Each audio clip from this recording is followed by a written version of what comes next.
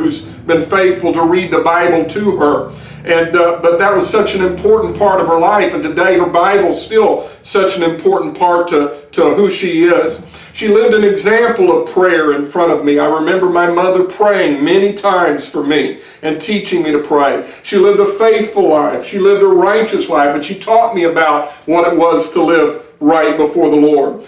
She took us to church. I remember when my dad went off to Vietnam for a year. My mother was there by herself, working a job, raising 3 children, and yet, even though she was by herself, working a job with 3 children, she always took us to church every Sunday morning, every Sunday night, every Wednesday night. I don't recall, and we may have, but I don't recall her ever missing a time taking us. She took up the mantle. Her husband wasn't there to be able to do it, but she took up the mantle of leadership, and she blessed our lives. She blessed our lives. You know, I'm not here today, and my sister's a Christian, and my brother's a Christian, and my brother-in-law's a Christian, and my wife's a Christian because they had godly mothers that led them down that same path. I think Barbara was the same way about Babs and George, that she took them to church even when Clifton was over on tours of duty in Vietnam. She was faithful in taking them to services. You know, I always remember what Abraham Lincoln once said, "No man is poor who has had a godly mother." You as a mother, I want you to know, and you as a father, you're having an influence on your children and on future generations of your family.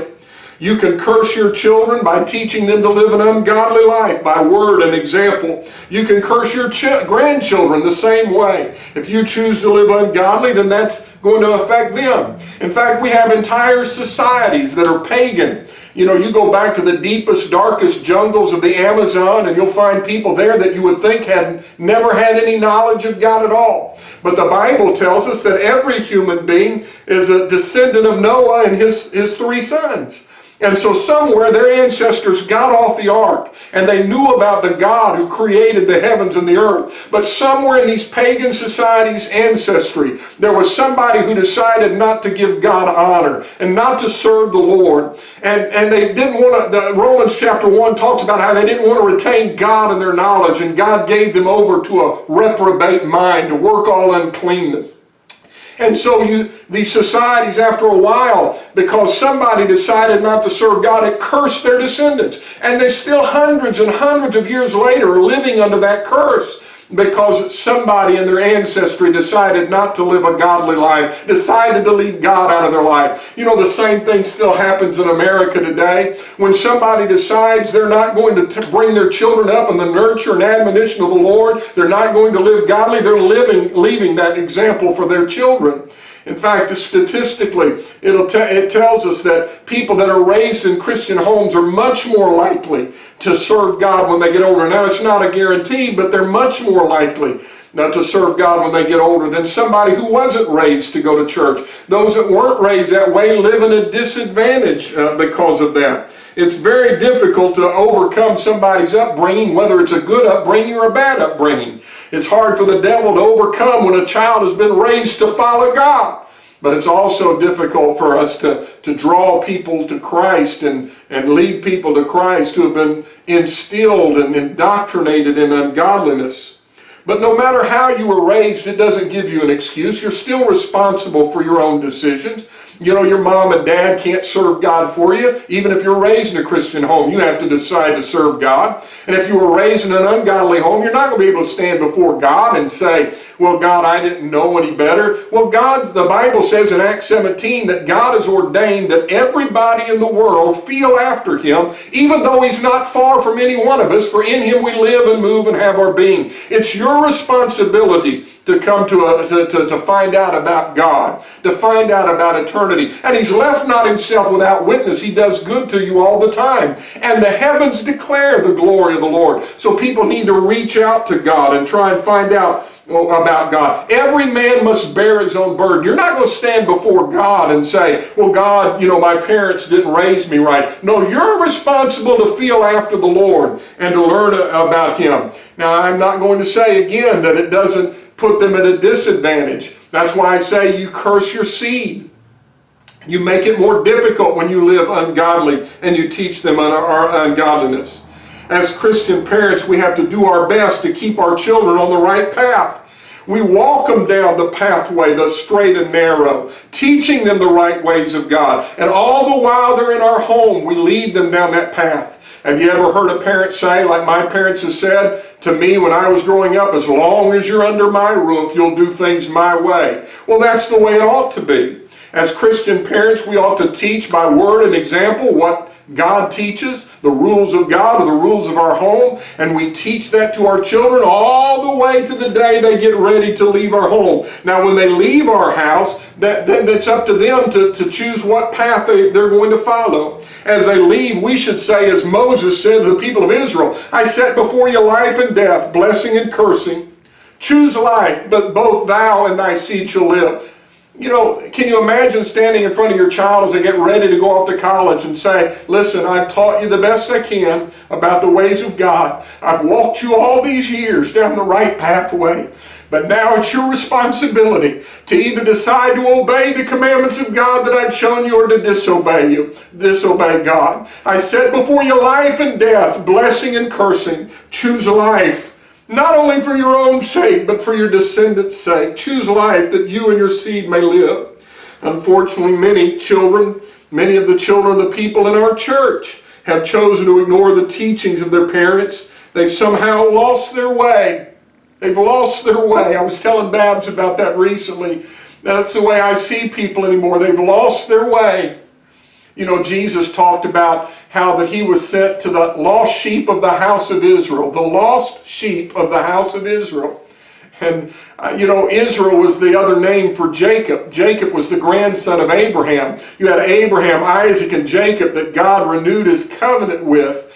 But somewhere along the way, their descendants had lost their way. And Jesus said, I've come to the lost sheep of the house of Israel to try and lead them back to the right ways of God. And so, folks, we have people that are of our household that are lost, and we're working together with God to try and get your children back to the right ways of God. And you work with me to get my family in the right ways. And so that's what our responsibility is.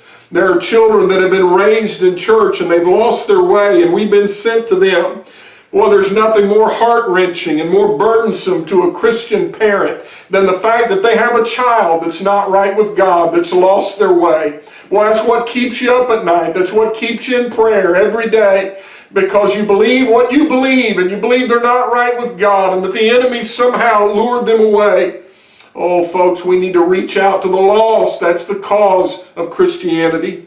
Every now and then you'll hear of a child getting lost. Somewhere on the news, they'll tell you about these things. Sometimes they may be in the backyard and get distracted by a butterfly or a small animal, and they follow it into the woods, or they're out camping with their parents and they follow some animal out into the woods, and before you know it, they get turned around and can't find their way back. When you realize they're lost, boy, the parents, all of a sudden, that's all that matters, is I got to find that child, because the longer they're out there without my supervision, the more danger there is.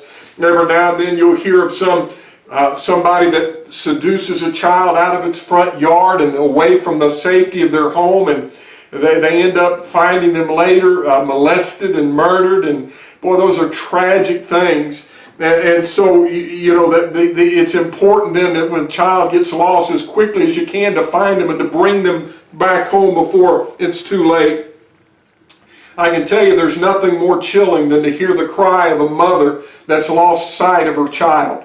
You know, I worked in a grocery store for a while when I was young, and then I worked in a department store. And every now and then in those stores, you'd have a mother that lost sight of her child, and she'd let out a yell and call out her child's name. And there was such terror in that voice. You could hear the emotion in it, like, I've got to find him. You know, the Bible describes the sinner as being lost, and God created them for a purpose. He created them to be a part of His kingdom. He created them to have everlasting life. He created them to bless Him. But somewhere along the way, they were led to a life of rebellion, and they lost their way. And so that's the way the Bible describes them, as being lost. You know, when the Bible says that Adam sinned, that God came through the garden and He said, Adam, where art thou? Can you imagine that? Here's a God who knows everything. He knew where Adam was, but he's saying, Adam, where art thou? He's letting people know that that's the way God sees his children, that they've lost their way. Adam was lost.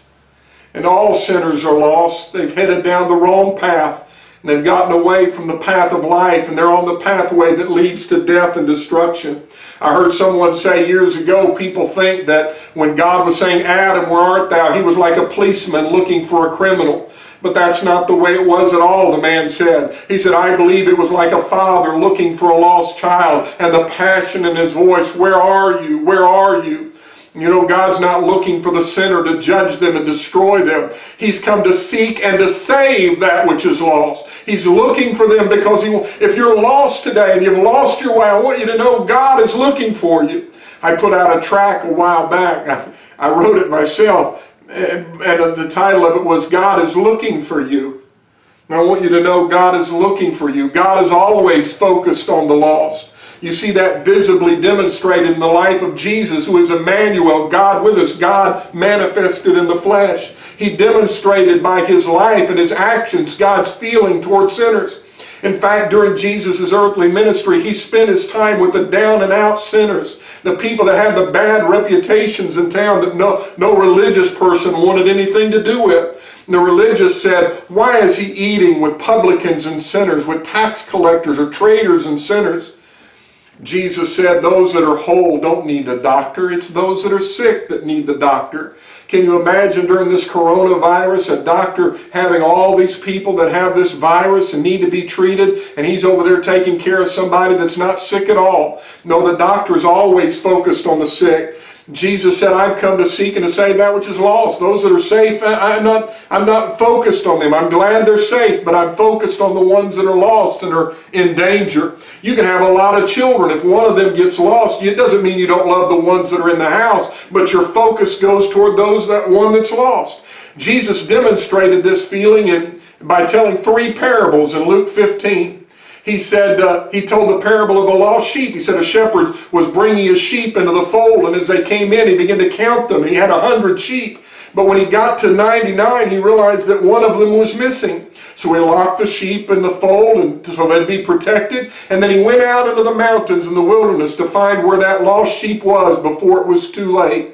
Jesus was saying the focus of God is on that which is lost. Yes, he loves the 99, but he's always looking for that one that's lost. He said there was a woman, he said, that had 10 coins, and she counted them one day and realized she only had 9. That somewhere in the house she had lost one. So she takes a candle and a broom and begins to sweep the places and search the dark corners of the house, looking for that one lost coin. Her focus was not on the 9 that she had, but on the one that was lost. That's the way God always is. He's always focused on the one that's lost. He's glad you and I are saved, but God is always looking outward toward those that are lost.